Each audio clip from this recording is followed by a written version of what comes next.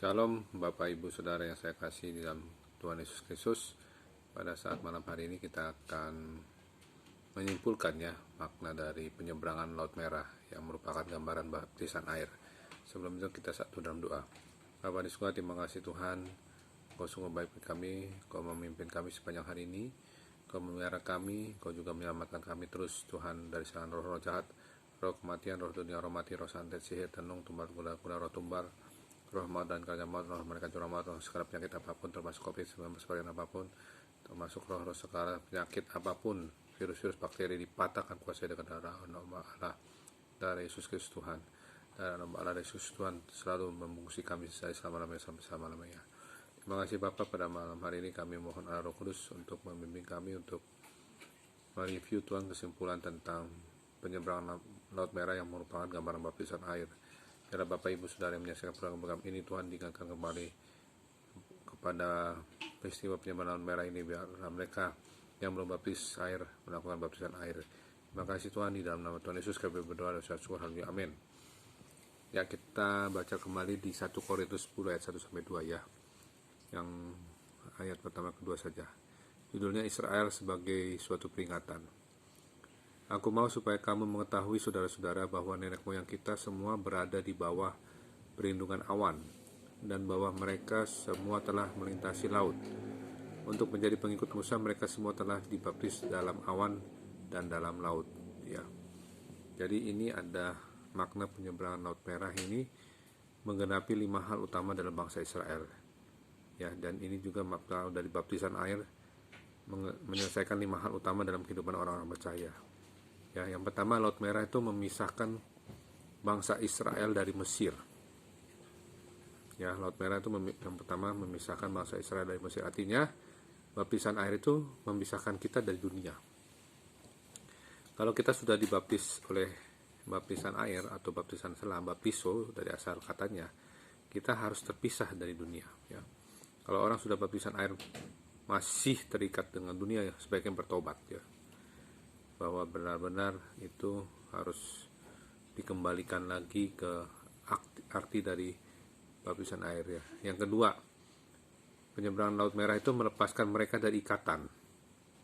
Yang pertama tadi dilepaskan dari segala keduniawian, yang kedua itu lepaskan dari segala ikatan. Jadi baptisan air ini membatalkan banyak ikatan dalam kehidupan kita. Jadi kita sudah tadi memisahkan kita dari dunia, ya, maksudnya kita kan duniawi, kita menaati firman Tuhan selama kita masih hidup di dunia. Memang kita masih hidup di dunia, tapi kita dengan duniawi. Yang kedua itu mematahkan banyak ikatan dalam kehidupan kita. Ikatan apa aja?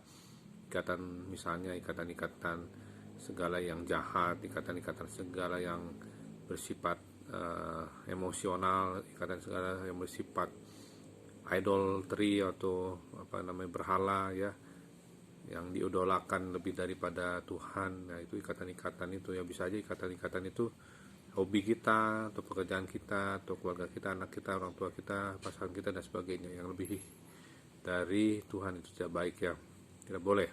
Jadi baptisan air itu mematahkan banyak ikatan dalam kehidupan kita, termasuk ikatan-ikatan dari kutuk-kutuk generasi, ya, dari nenek moyang diputuskan dengan kuasa darah Allah Yesus Kristus Tuhan, ya. Kutuk-kutuk dosa, kutuk-kutuk nenek moyang, kutuk perjanjian diputuskan dengan darah Allah dari Yesus Kristus Tuhan. Yang ketiga, Laut Merah mematahkan kuasa Firaun atas mereka.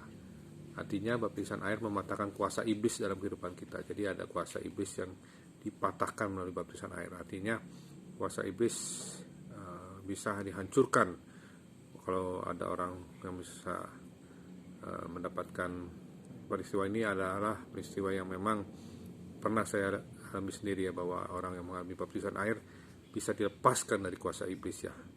Ya, jadi kuasa iblis itu dipatahkan dengan kuasa baptisan, ya. Yang keempat, Laut Merah menghancurkan musuh-musuh yang berusaha membuat mereka kembali ke Mesir. Nah, artinya baptisan air mematahkan pengaruh orang-orang yang berusaha menjerat kita kembali ke dalam dunia. Ya, itu dia. Dan baptisan air itu berusaha untuk mematahkan segala pengaruh-pengaruh buruk dari siapapun juga yang menjerat kita kembali ke Mesir atau kembali ke dunia. Nah, melalui baptisan air itu tidak ada lagi kita keduniawian, hawa nafsu daging, dan tidak ada lagi perbuatan-perbuatan dosa, ya. Tidak ada dosa lagi yang kita berbuat. Yang terakhir, Laut Merah meningkatkan iman kepada Tuhan dan pemimpin mereka. Artinya baptisan air ini meningkatkan iman kepada Tuhan dan para pemimpin kita. Jadi kalau kita ingin meningkatkan iman, baptisan air ini merupakan ya salah satu yang bisa meningkatkan iman. Selain kita membaca firman Tuhan, mendengarkan firman Tuhan, menjadi pelaku firman, baptisan air juga bisa meningkatkan iman kita kepada Tuhan. Artinya bahwa ini menguatkan kita, semangat kita menjadi lebih percaya lagi kepada Tuhan, kuasa Tuhan diberikan ya. Jadi ada 5 hal penyeberangan Laut Merah yang berkaitan dengan baptisan air. Jadi kalau Bapak Ibu yang belum mendapatkan pengetahuan baptisan ini, bisa baca kembali. Tuhan akan membukakan mata rohani Bapak Ibu ya. Karena sebenarnya baptisan percik itu baptisan air yang ditaruh di wadah itu untuk anak-anak itu kurang tepat ya, karena itu termasuk zaman gereja yang banyak dikurangi ya. Jadi baptisan air itu salah satu yang dikurangi. Sebenarnya baptisan itu adalah ditenggelamkan ya. Artinya seperti penyeberangan Laut Merah ini, bangsa Mesir ya dikalahkan ya dengan kuasa penyeberangan Laut Merah ini. Artinya ditenggelamkan, artinya segala apapun yang kita masih duniawi, masih dosa, ditenggelamkan, artinya mati bagi dosa kita, dan kita hidup bagi kebenaran Tuhan Yesus ya, kebenaran firman Tuhan. Jadi kita hidup dibenarkan oleh Tuhan Yesus karena kita sudah mati bagi dosa-dosa kita. Artinya kita tidak berbuat dosa lagi, benih dosa tidak ada lagi, dan kecenderungan untuk mau berbuat dosa pun tidak ada lagi ya. Oke, jadi sebagai kesimpulan bahwa baptisan air ini membawa pertobatan, awal pertobatan. Jadi kalau kita baptisan air, kita sengaja berbuat dosa, lebih baik tidak boleh sengaja berbuat dosa. Kita tidak boleh lagi sengaja lagi berbuat dosa, memainkan arti nama baptisan ya untuk sebagai sarana untuk bermain-main dengan dosa, jatuh bangun dosa, tidak bisa. Kalau kita sudah komitmen sama Tuhan, perbaiki komitmen kita masuk tahun 2022 ini supaya kita tidak main-main sama dosa, maksudnya tidak berbuat dosa tobat ya, nggak boleh gitu ya. Kita harus benar-benar konsisten ya, komitmen kita untuk tidak berbuat dosa lagi. Caranya bagaimana? Minta tuntunan Allah, tuntunan Roh Kudus, karena memang manusia ini serba banyak keterbatasan, lemah, butuh bantuan Roh Kudus, tuntunan Allah supaya dimampukan untuk melakukan kehendak Tuhan, melakukan menuruti firman-firman Tuhan. Amin. Mari kita satu dalam doa. Bapa di surga, terima kasih Kau sungguh baik-baik kami, ajarkan kami Tuhan untuk selalu hidup ya Bapa, menghadapi firman Tuhan.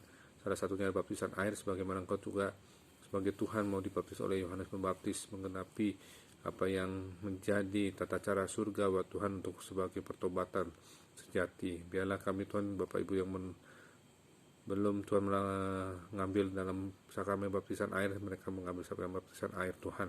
Biarlah mereka bisa menanyakan Tuhan secara langsung mana baptisan yang benar. Biarlah baptisan ini Tuhan Yesus yang Kau ajarkan, baptisan Yohanes, biarlah mereka dibukakan hati pikiran mereka. Terima kasih Tuhan, berikan kami tidur nyenyak, bangunkan besok pagi jam 4 jam 5 pagi untuk melakukan saat teduh. Kami mohon Allah Roh Kudus menguasai alam sadar bawah sana kami dalam tidur dunia kami.